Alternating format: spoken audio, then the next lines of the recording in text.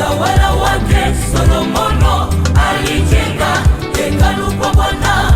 Kwa mwaka wa 4 wa utawala wake Solomono alijenga hekalu kwa Bwana. Wakati wa majengo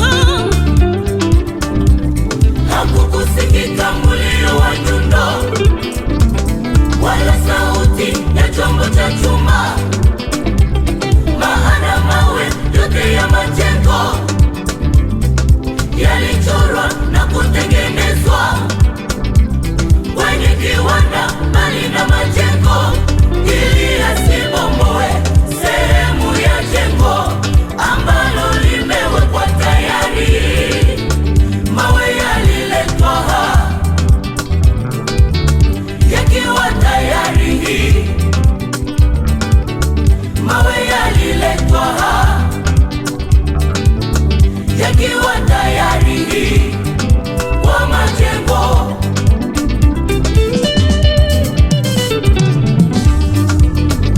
Na sisi kama mawe yenye uzima tutengenezwe kwenye kiwanda Kalvari, tuwekwe juu ya jiwe la msingi tukiwa tumechorwa Kalvari.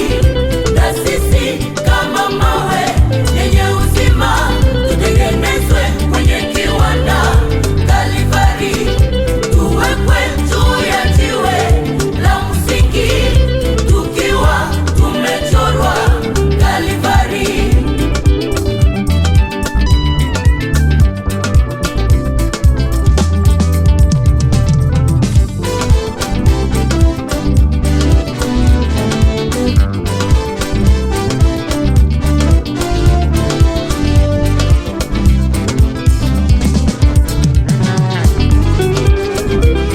Kanisa ni la Bwana, yeye ni jiwe la msingi, sisi ni mawe juu yake. Kanisa ni la Bwana,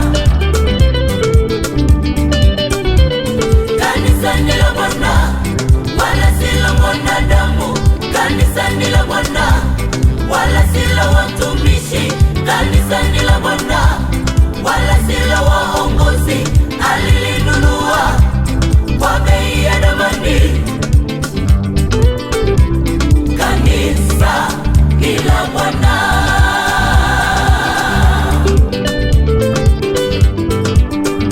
Mumewekwa kwa kazi naye Bwana kwa neema ya Kalvari.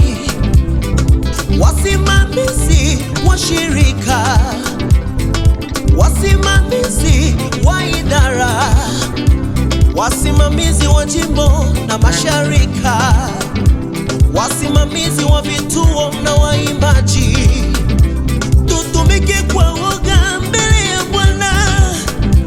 Kiburi, majivuno visisikike, kutokusikiliza wengine katika kazi.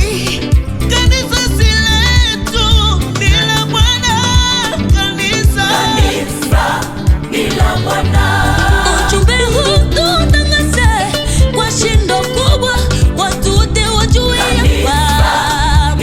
kwamba aliacha utukufu mbinguni akashuka duniani kwa ajili ya kanisa. Acheni mizaa majivuno na kulitatiza kanisa. Kanisa ni la Bwana wala si la watumishi. Sio la Kanisa ni